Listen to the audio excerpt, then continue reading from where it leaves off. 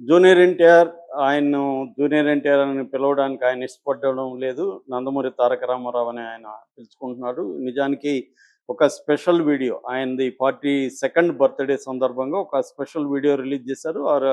ఆ వీడియోలో కూడా నేను నందమూరి తారక రామారావు మనవడిని, నందమూరి తారక రామారావుని అని చెప్పుకున్నాడు తప్ప జూనియర్ తారక రామారావుని అని చెప్పుకోలేదు.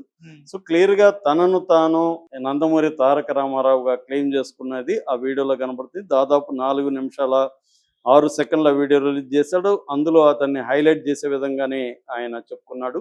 అట్లాగే హరికృష్ణ తనకి పేరు పెట్టాడని కూడా చెప్పుకున్నాడు. అట్లాగే నేను ఒరిజినల్ పైకి ఎట్లా కనబడతాను గానీ ఒరిజినల్ నేను అట్లాగే ఉన్నాను. ఇవన్నీ కూడా అతను సో దాంట్లో క్లియర్‌గా తనను తాను ఒక ఎన్టీఆర్ ఈక్వల్‌గా ఎలివేట్ చేసుకోవడం అనేది మనకు కనబడుతుంది. ఇక రెండవది war teaser release 'war 2' teaser release అయింది. ఇది 1 మినిట్ 34 సెకండ్స్ ఉంది. ఈ టీజర్‌లో కూడా జూనియర్ ఎన్టీఆర్‌ని హైలైట్ చేసే విధంగానే మొత్తం డిజైన్ చేశారు. సో దాంట్లో మొత్తం డైలాగ్సే ప్రధానంగా ఫస్ట్ పార్ట్ అంతా డైలాగ్స్ ఉన్నాయి. నా కళ్ళు నిన్ను ఎప్పటినుంచో వెంటాడుతున్నాయి కబీర్ అని స్టార్ట్ అవుతుంది. నువ్వు బెస్ట్ స్పై ఏజెంట్‌వి, బెస్ట్ రా ఏజెంట్‌వి కానీ ఒకప్పుడు, కానీ ఇప్పుడు కాదు అన్న డైలాగు ఉంది. దాని తర్వాత నా గురించి నీకు తెలీదు ఇప్పుడు తెలుసుకుంటావు, గెట్ రెడీ ఫర్ వార్ అనే డైలాగులతో అది స్టార్ట్ అయింది.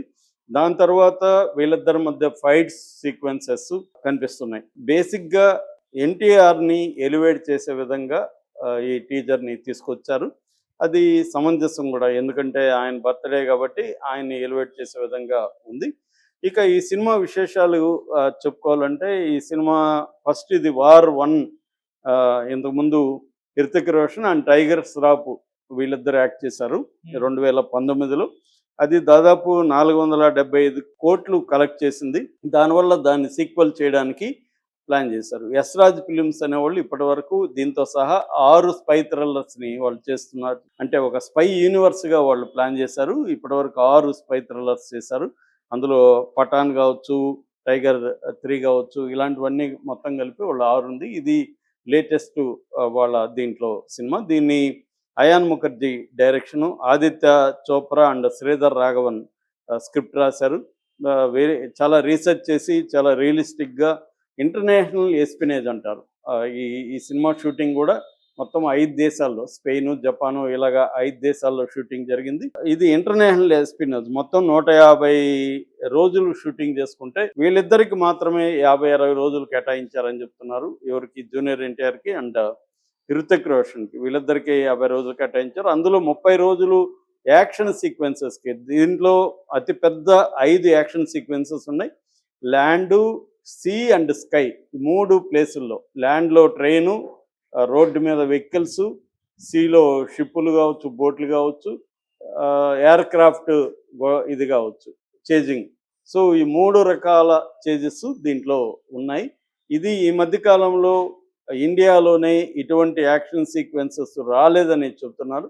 మనకి టీజర్‌లో కూడా ఆ యాక్షన్ సీక్వెన్సెస్ అంతా కూడా, ఎందుకంటే టీజర్‌కి ఎక్కువ టైం లేదు కాబట్టి కొంత అయితే చెప్పారు. ముఖ్యంగా వీళ్ళిద్దరి మధ్య వచ్చే ఫైట్. ఎందుకంటే ఇతను 'హృతిక్ రోషన్' క్యారెక్టర్ కబీర్ క్యారెక్టరు మనోజ్ కబీర్ దలియా అతని పూర్తి పేరు. ఈ మనోజ్ కబీర్ దలియా క్యారెక్టరు రా ఏజెంట్‌గా ఉండి అండర్ కవర్‌గా ఉంటాడు. అండర్ కవర్‌గా ఉన్నప్పుడు అతనికి ఈ జూనియర్ ఎన్టీఆర్ మధ్య క్లాష్ అనేది స్టార్ట్ అవుతుంది. జూనియర్ ఎన్టీఆర్ నెగెటివ్ షేడ్స్ ఉన్న క్యారెక్టర్. సో పవర్‌ఫుల్ వీళ్ళిద్దరి మధ్య అయితే పవర్‌ఫుల్ డైలాగ్స్ గానీ, పవర్‌ఫుల్ సీన్స్ గానీ, పవర్‌ఫుల్ యాక్షన్ సీక్వెన్సెస్ గానీ ఉందని చెబుతున్నారు. అయితే దీని పట్ల సోషల్ మీడియాలో అంటే ఇంకా టైము ఉంది. బట్ ఇమ్మీడియేట్‌గా రియాక్షన్స్ ఎక్కువగా నెగెటివ్ రియాక్షన్స్ మనకు కనబడుతున్నాయి. ఎందుకంటే జూనియర్ ఎన్టీఆర్‌కి నెగెటివ్ బ్యాచ్ చాలామందున్నారు. ముఖ్యంగా ఇటు పవన్ కళ్యాణ్ బ్యాచ్ గానీ, ఇటు తెలుగుదేశం వాళ్ళు గానీ జూనియర్ ఎన్టీఆర్‌కి యాంటీగా ఉంటారు. అట్లాగే మెగా ఫ్యామిలీలో కూడా జూనియర్ ఎన్టీఆర్ బలంగా ముందుకెళ్తే అడ్డుకుందాం అన్న క్యారెక్టర్ కనబడుతుంది. ఎందుకంటే మనకి జూనియర్ ఎన్టీఆర్‌కి, రామ్ చరణ్‌కి ఒక రకమైన తెలియని కాంపిటీషన్ ఉంది. అల్లు అర్జున్‌కి, రామ్ చరణ్‌కి ఉన్నట్టే జూనియర్ ఎన్టీఆర్‌కి ఉంది. ఎందుకంటే ఆ సినిమాలో కూడా మనం గమనిస్తే 'త్రిబుల్ ఆర్'లో జూనియర్ ఎన్టీఆర్‌కి స్క్రీన్ టైమ్ తక్కువ పెట్టారు ప్లాన్డ్‌గా అని చెప్తారు. సో మొత్తంగా సినిమా అంతా కూడా అతని మీదే ఉంటది. రామ్ చరణ్ మీద. కానీ పెర్ఫార్మెన్స్‌లో జూనియర్ ఎన్టీఆర్ అతను డామినేట్ చేసేస్తాడు. సో, ఇండియా వైస్‌గా కూడా పెర్ఫార్మెన్స్‌లో జూనియర్ ఎన్టీఆర్‌కి పేరు బాగొచ్చింది. సో, అందుకని ఇటు మెగా ఫ్యామిలీ కావచ్చు, ఇటు తెలుగుదేశం ముఖ్యంగా చంద్రబాబు సంబంధించిన వాళ్ళు కావచ్చు, వీళ్ళందరూ కూడా ఇతన్ని నెగెటివ్ క్యాంపెయిన్, అట్లాగే బాలకృష్ణ ఫ్యాన్స్ కూడా ఇతనికి ఆల్రెడీ నెగెటివ్‌గానే ఉంటారు. సో, జూనియర్ ఎన్టీఆర్‌కి నెగెటివ్ అట్మాస్ఫియర్ అయితే బలంగానే ఉంది. అందువల్ల ఇది కూడా అంత గొప్పగా ఏమి లేదు. అనవసరంగా ఈ క్యారెక్టర్ నెగెటివ్ క్యారెక్టర్ చేశాడు. ఇతను సోలో సినిమాలు చేసుకోకుండా ఇతనెందుకు ఇప్పుడు మెయిన్ దాంట్లో రోల్ అయితే మెయిన్ 'హృతిక్ రోషన్' హీరో ప్రధానంగా. ఇతనైతే నెగెటివ్ క్యారెక్టరు. ఒక రకంగా విలను. సో, విలన్ రోల్స్ చేయాల్సిన అవసరం ఏముంది జూనియర్ ఎన్టీఆర్‌కి అనేది వస్తుంది. అంటే ఆల్రెడీ 'త్రిబుల్ ఆర్'లో కూడా జూనియర్ ఎన్టీఆర్ సెకండ్ స్థాయి క్యారెక్టర్ చేశాడు. మళ్ళీ 'వార్ 3'లో పోయి సెకండ్ చేశాడు. ఒకవేళ మెయిన్ స్ట్రీమ్‌లో చేసిన 'దేవర్' ఏమో అంత అంటే డబ్బులొచ్చుండొచ్చు గానీ అది ఫ్లాప్ అయితే అయింది. ఇప్పుడు సోలోగా మాత్రం 'డ్రాగన్‌లో' చేస్తున్నాడు. అయితే జూనియర్ ఎన్టీఆర్ కెరియర్ పట్ల వాళ్ళ ఫ్యాన్స్ కూడా అసంతృప్తిగా ఉన్నారు. అంటే 'త్రిబుల్ ఆర్'లో టోటల్ క్రెడిట్ ఇతను తీసుకోలేడు. చాలా గ్యాప్ వచ్చేసింది.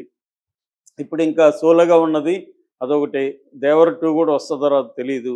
ఇప్పుడు ఇలాంటి కండిషన్‌లో 'వార్ 2'లో ఇతను వెళ్ళి ఒక 'టైగర్ ష్రాఫ్' అనేవాడు మెయిన్ స్ట్రీమ్ హీరో కాదు. అట్లాంటి రోల్ ఇతను ఎందుకు చేయాలి అన్న అసంతృప్తి వాళ్ళలో కూడా ఉంది. బట్ బర్త్‌డే సందర్భంగా అవేమీ కనిపించనీయకుండా విపరీతంగా ట్రెండింగ్ అయితే చేస్తున్నారు వాళ్ళు. అనేక పదుల సంఖ్యలో ఆహ్, హ్యాపీ బర్త్‌డే టు యూ హెచ్‌బీడీ అని